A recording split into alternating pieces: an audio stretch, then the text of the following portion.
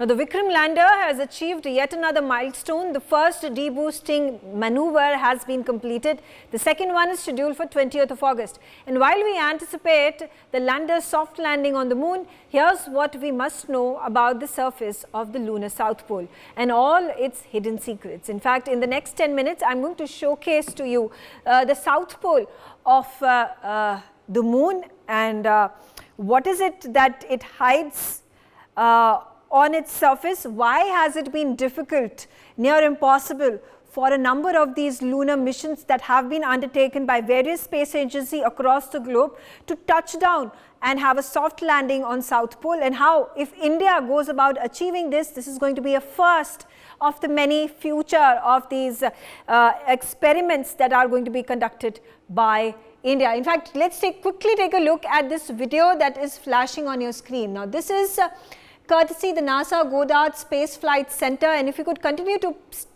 play this video. This video is the South Pole of moon and the markings that are red over here, and there are going to be more of these red markings. This is a sort of a heat map, if I can say. Now, these blue markings are actually the craters, and red is where these craters are subdued, where there has not been light that has reached into these craters for billions and billions of years. And this is where the hidden secrets, once the rover lands over there and takes this photographic memory, takes this photographic evidences, thereby for our astronauts, thereby for our space agency, thereby for our scientists to then find out what exactly lies. This is also important to note that these craters are then going to provide us more information and enlighten us into the early life of the entire solar system, how the Earth came into being, and in fact there are some magnetic fields that are actually present in this South Pole, and what is it that causes these magnetic fields to be formed. Let's quickly take a look at the next set of slides, where I'm going to quickly show you these the exact positioning of the South Pole, which are the craters that are surrounding, that are inside the South Pole, where exactly is the rover, is the lander going to land, which alongside which crater is it scheduled to land. And can we quickly take a look at this visual? Can you remove this and put the next one?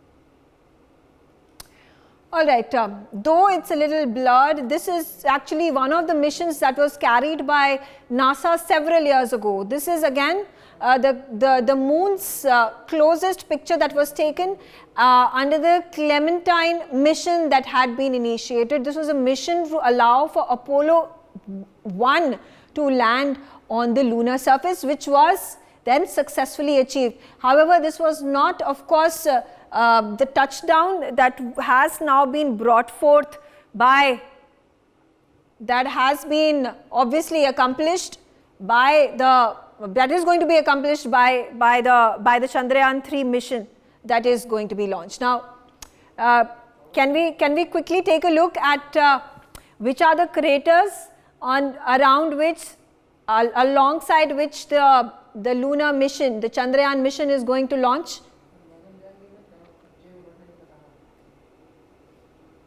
Okay, all right. So here, if you can take a look, this is the South Pole as the arrow identifies it for our viewers. This is the South Pole at 90 degrees south.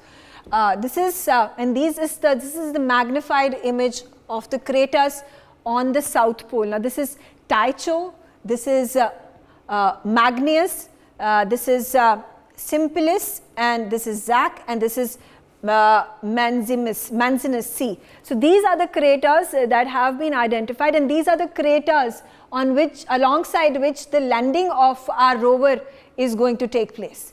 Quickly taking a look at Simplicius and Maximus, and this is already, the markings that have been made at the latitude and longitude on which this Chandrayaan 3 lander is then going to land. All right, so there you have it, an understanding of how things are going to work, where exactly is the lander going to land, and And while we take a look at these craters, it's also interesting to know that while the rims of these craters have been constantly illuminated by the sun's rays, what's interesting to know is that deep inside these craters that have been formed, there has been almost no sunlight that has touched these regions. That makes it all the more interesting and a curious cause for astronauts, curious cause for scientists to dig deeper into what these mysterious craters hold within them. Joining me on the telecast quickly, Group Captain Vienja. We are going to, in fact, I'm going to open up my caller lines as well. And if you can put out those on our screen, at the bottom of our screen, and put out the caller lines, and I want more and more of our viewers to come and speak to us, and how do they feel about this magnificent, momentous occasion that India is going to witness, celebrate and be a part of on the August of 23rd. Can we have the caller lines, please?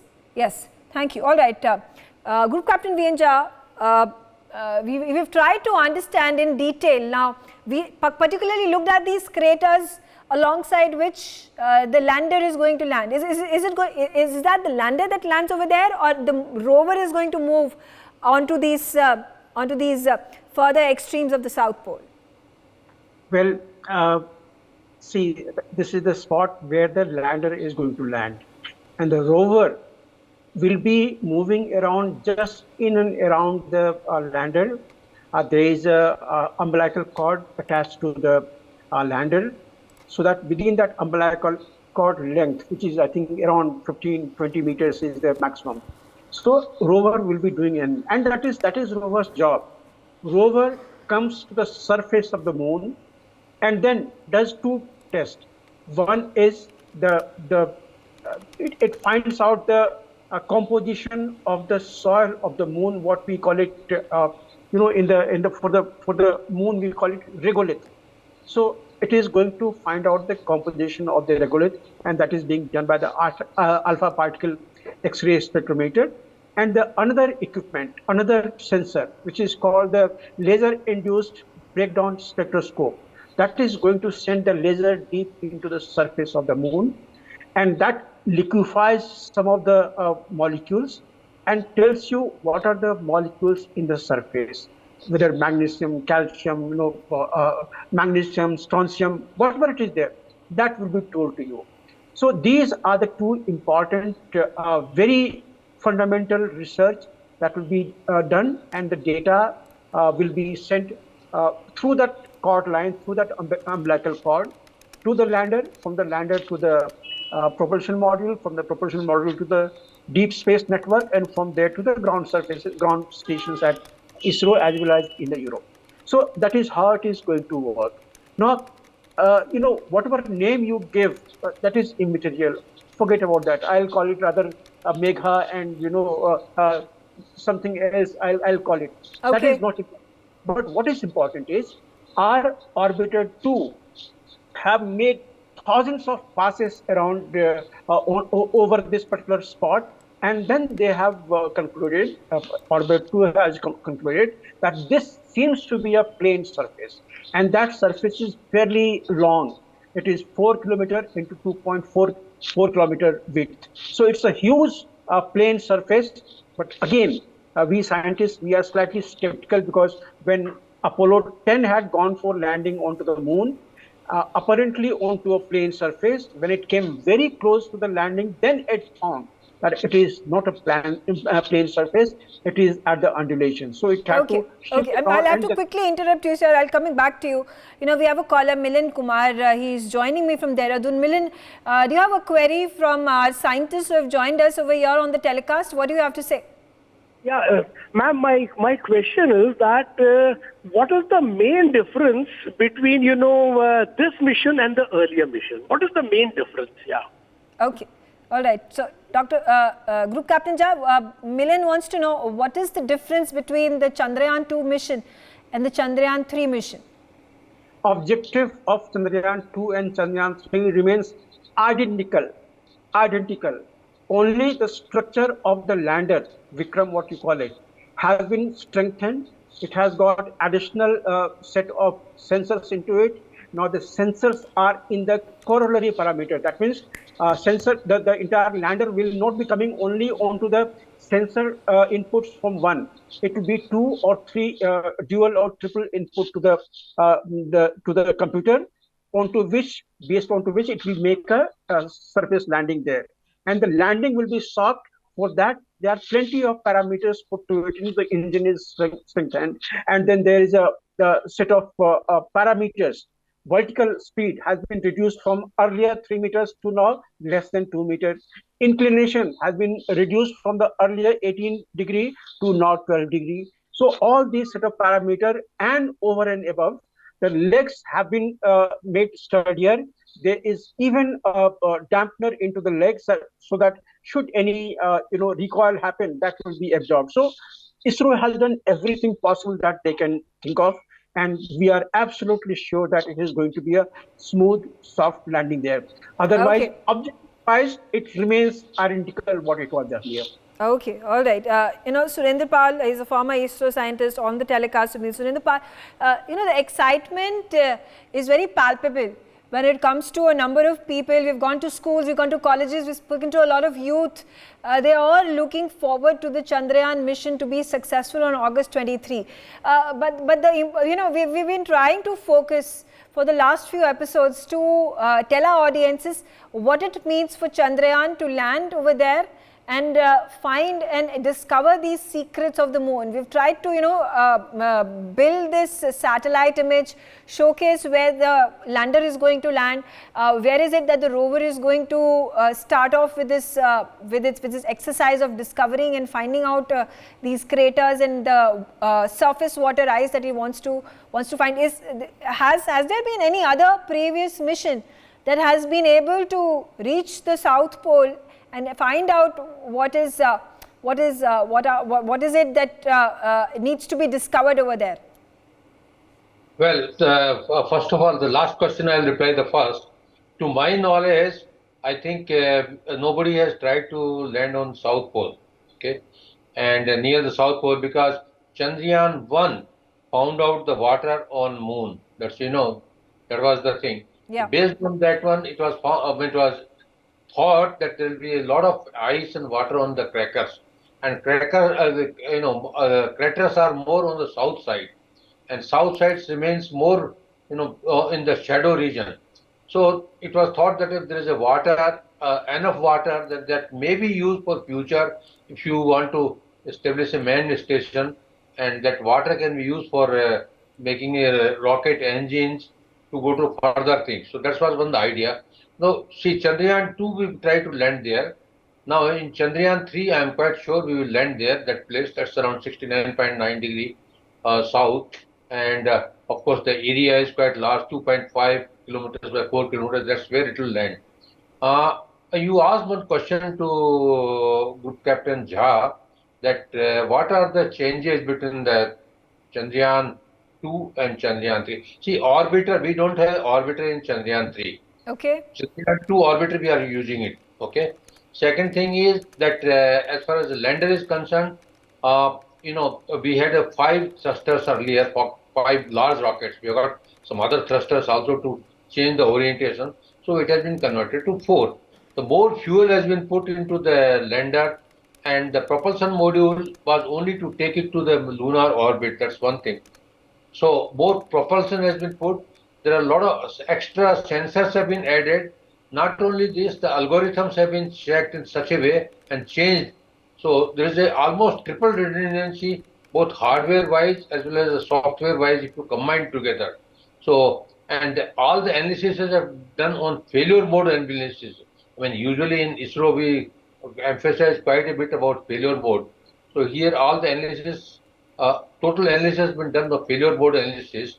So, I mean, triple redundancy, number of sensors, and also we have added one hazard monitoring camera, So suppose if it's not, where it's about to land, they find a crater or the boulder, etc.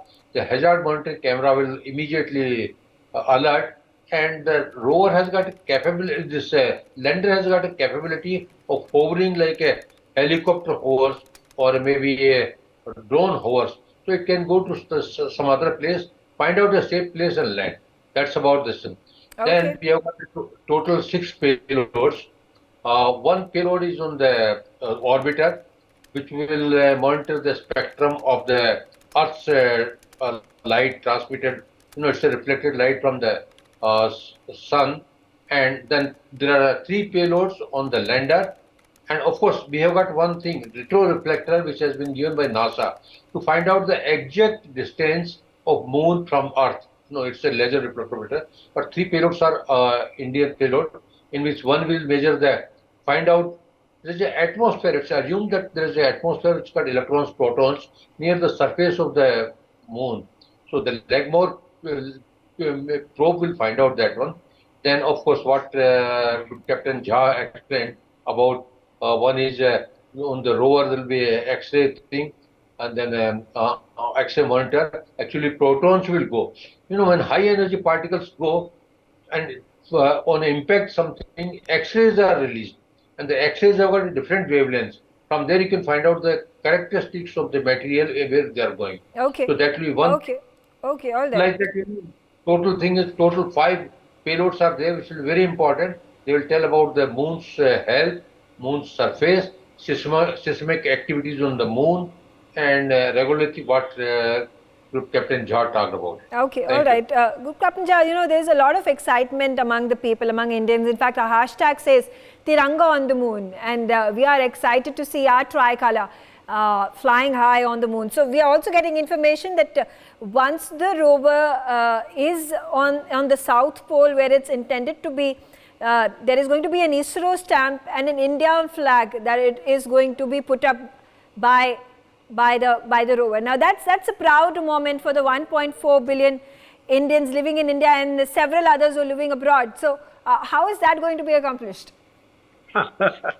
Well, Megha, let that remain with the ISRO, because till now they have not spoken about it, and I believe there is an Indian flag onto that, which ISRO chairman will announce that Indian flag is now out there on the Moon surface. So let that privilege be of him. We can only prompt like you or suggest like you that there is a flag which is going to be on the lunar surface. But Megha, a lot of people have questioned one small thing. Russia also has sent Lunar 25, right? India is also sending Chandrayaan 3. Why Chandrayaan 3 is not landing before the Lunar 25? If you permit me, I would like to answer these questions to the satisfaction of all your viewers. Yeah, absolutely. Okay, no, I'll just try to show you. Suppose if this is the Moon. Of course, Russia has sent their Lunar 25 directly, make one slingshot around the Earth, and then it has gone direct headed towards the Moon. Half the way through, its own motor engine has continued firing. It has achieved that escape velocity, near escape velocity, and with that velocity, it has gone to the Moon. In the Moon, the insertion has been there normal, and then now it is making that orbit of the Moon. That entire perigee apogee will be now constructed. It will come to the closer to the surface, and then it will land 2 days before us. Why 2 days before us? Also, the information that it is only going to be a lander that is going to be brought forth under the Lunar 25 mission that has been launched by the Russians and the Russian space agency Roscosmos. Imagine this is the Moon. I'm going to answer that your question also. Imagine this is the Moon, and it keeps on rotating. It has got all the marking. Sun's light is coming there, what you see from your side. Now, when the Lunar 25 comes up there, Lunar 25 landing spot is about 12 degrees further east of the landing spot of Chandrayaan 3.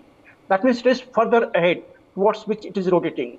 Now, as it rotating, first comes the Russians landing spot that you can see in the red.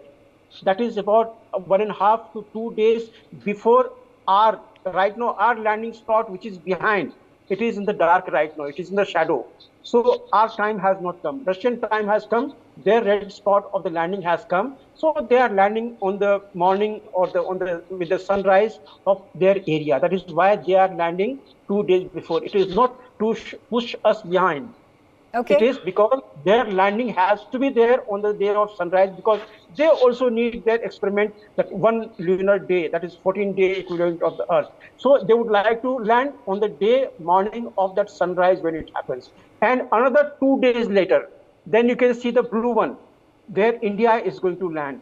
Okay. That is also around the same South Pole, but it is slightly westward from where the moon is sitting. So that is taking about 1.5 or 2 days more. That is why we are landing 2 days later. We are also landing on the day when the sunrise will happen, because both lander and the rover will need the sunlight for generation of the electricity. Solar panels are there. Yeah. That is how it has to work. So that is the reason why India is landing 2 days later, because our landing spot given by the orbiter, not today, about a year back, is that particular spot where we are going to land. So that is the reason, that is the entire logic why we are landing 2 days later than the Russian. It is not the race that they are winning. Absolutely, yeah. Yeah, also the characteristics of Lunar 25 mission and Chandrayaan 3 mission, the fact that there is only going to be a lander that is going to be installed by the Lunar 25 mission. So what is the purpose then? If for lack of a rover, what is it that the Russian space agency is looking to find? I'll tell you. It was actually not really Russian alone. It was Russian, European, and Chinese. All three group of nations, they would have come together and sent their Lunar 25. Right now, European Union, because of the war, they have pulled out. Now, Chinese technology and Russian technology, these are in space, and they also, the 5 experiments that we are going to conduct, they are also going to conduct 4 experiments out of this. So they are also got equipment. We have got a rover which comes out of it. But suppose if they have got the drilling machine, something underneath, they don't have drilling machine. They have laser apparatus there. If from the lander, underneath the lander, if they send the laser machine, laser beam there inside, that can also do the similar thing. There are many ways of doing an experiment. Okay. So they are also going by and large similar. We are going for more. They are going for slightly less. So that is what even the Russian technology will be doing it. That is why they are going to a spot which is about 12 degrees further east to where we are landing. But they are, both of us, we are on the South Pole. Okay. Megha. All right. Okay. Surendra Rajput on the telecast with me. He's calling me from Solapur in Maharashtra. Surendra, what query do you have? Yes. It's a great thing we are able to see it in our generation. Absolutely. Absolutely. And more power to ISRO, more power to the Chandrayaan mission. It's the entire population of the country is so proud of all this happening, and we are able to see in our lifetime that the landing on the moon. We were just thinking, we were just dreaming. The things is happening right in front of you. The entire population of India is so proud of all this happening and seeing in our own eyes. We congratulate the entire scientist journey and the political also will and wish. So that's what it is happening. Absolutely. Absolutely, Mr. Rajput. So that's the sentiment that is shared by the 1.4 billion population of the country, and congratulations to you as well. It's a lifetime moment that the countrymen are going to witness on August 23rd. All right, Ravinder on the telecast with me. Ravinder is joining me from Bengaluru. Ravinder, what's your query? Yeah, the query is, are we going to see it live on that day? Okay, all right. So this question I'll pose it for Dr. Surendra Pal. Is it a possibility that live visuals can be telecast from the south pole of the moon? So please unmute yourself. Usually ISRO does live telecast, so they have not yet announced, because they have got it's usually done Doordarshan it will be done. One question I wanted to answer, which Group Captain Jha did not do. Lunar 25 has got a different goals. Okay, it will continue for 1 year. So I presume they have got a RTG on board. While our power is coming from the solar cells. So there is a difference, and their payloads are. I mean, if we communicate or share the data with each other, it will complement each other. We are not in competition with Russians. Of Or course, so yes. I I think think that's overall been made manpower. amply clear. Yeah. Yeah, so overall, I must say the knowledge of the mankind will increase about the moon on the South Pole from the data of Chandrayaan 3, which includes the rover and the lander. And the lander Yeah. of 25 will work for almost 1 year. Okay. And I personally confident that after when we have one lunar night, our rover and lander will also get reactivated. Okay. I mean, I feel so that I got a personal intuition that will come. So it's not only 14 years. Officially, 14 years. I presume we will continue for a long time. Thank you. Okay. So, Ravinder, that answers your question that, up until now, every movement, every exercise, every maneuver that has taken place is, telecast, that it is reverberated on the ISRO timeline and ISRO website and ISRO Twitter feed as well. And we have been showcasing that to you on a live stream basis, on your screens, on your visuals, on NewsX. So we are doing a marathon coverage on the 22nd, 23rd and 24th, where you can see these maneuvers taking place and the soft landing finally taking place on August 22nd. And the viewers are going to have a treat watching this spectacle take place right in front of their own eyes. And it's going to be relayed live. So there you have it. I also have with me Nagendra Singh Negi. He's joining me from Mandi in Himachal Pradesh. Mr. Negi, what's your question? Good afternoon ma'am, मैं हिमाचल प्रदेश के सरकाघाट मंडी से नागेंद्र सिंह नेगी बोल रहा हूँ। Madam, मैं ये जानना चाह रहा था कि ये इस सदी की हमारी सबसे महान उपलब्धि बताते हैं जी, और इससे मतलब वहाँ पर पानी की खोज के साथ साथ वहाँ पर जो बहुमूल्य जो खनिज चट्टानें और जो खनिज पदार्थ हैं उनके बारे में भी ये विश्लेषण करेगा और उसकी उपलब्धता के बारे में पता करेगा। लेकिन इससे भारत को और कौन कौन से ऐसे फायदे होंगे और इसके आगे हमारा क्या अभियान होगा यदि ये सफल हो जाता है तो? ओके नागेंद्र जी, वेरी इंटरेस्टिंग, बहुत ही इंटरेस्टिंग सवाल आपने पूछा है ग्रुप कैप्टन जा। So question is obviously always looking upwards and onwards towards the future after Chandrayaan mission completes its said exercise, its mission, and what is it that we are going to be able to find aside from the water ice, the surface water ice and the rare minerals and elements that are going to provide the seismic movement? What else is in the store for people, for the scientists to find out, and what next after Chandrayaan 3? Nagendra ji, science and technology में जो भी कुछ होता है वो बेकार कभी नहीं जाता है। वो चाहे उसका यूज इमीडिएटली होता है या आने वाले दिनों में होता है, चाहे उसी को होता है या किसी और को होता है। तो देखिए, ये साइंस एंड टेक्नोलॉजी का है, और ये जो टेक्नोलॉजी जो है खास करके सॉफ्ट लैंडिंग का, ये बहुत ही डेलिकेट है। आज हम चांद पे गए हैं, कल हो सकता है हम मार्स पे जाएं सॉफ्ट लैंडिंग के लिए, परसों हो सकता है हम शुक्र पे जाएं सॉफ्ट लैंडिंग के लिए। तो ये जो सॉफ्ट लैंडिंग जो टेक्नोलॉजी है, जब ये एक बार प्रूव हो जाएगा तो कल को कहीं पे भी आप जा सकते हैं। और इतना नहीं, कल को कोई और देश आपसे ही वो लाखों डॉलर देके, करोड़ों डॉलर देके वो टेक्नोलॉजी खरीद के वो यूज करेंगे। तो ये कभी बर्बाद नहीं जाता है। और जो भी टेक्नोलॉजी आज के दिन में डेवलप होता है, tomorrow mega it is going to be vertical. There will be add-on onto that technology, and you will add up another complications, another intricacy, another variables, and then you will try to prove that. So it never goes waste. Here in this case, see, the water is not an issue. Where the lander is going to land and where the rover is going to move around within 10-15 meters, if there is a water molecule, it will be detected. If there is no water molecule at that spot, it cannot be detected. But when the lower orbit, 30 kilometers, it is making the pass that closed by the lunar surface. If there is water anywhere in the vicinity, maybe on the polar or maybe on some other crater, it will be detected. Photograph will be taken by that. So that is what is there. And what other person had asked whether you are going to show it live. That is the the scope of ISRO. But what we understand is in the lander there is a camera.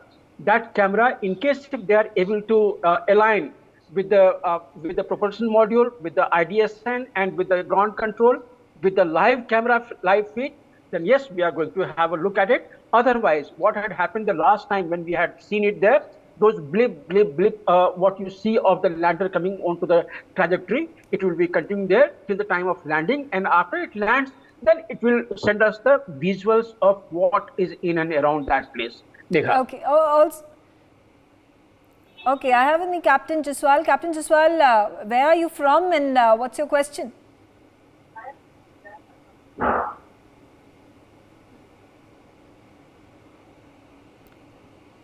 Captain Jugpal Singh, he's joining me from Rohtak. Can you hear us? Okay, we'll try to get him back on the telecast. There seems to be an audio issue over there. But I thank you all for joining me on the telecast. One very interesting, I was extremely curious to know, is it only photographs by which we are going to be able to decipher what is on the moon on the South Pole, or are we also going to be able to capture and be able to get certain samples and sediments on the lunar surface on the South Pole of the moon by way of the rover? See, the rover is going to test the soil there. It is going to test the regolith and will tell you what this regolith, what this soil is made of. And it is going to send that laser deep within the surface. And that surface will make it plasma with the heat that it generates, and then it will tell you what all elements are there. And there I'm very, very hopeful that 109th element may just come up. I somehow, my sixth sense says that today, tomorrow, or sometime later, India may be able to decipher that there is a 109th molecule on the moon.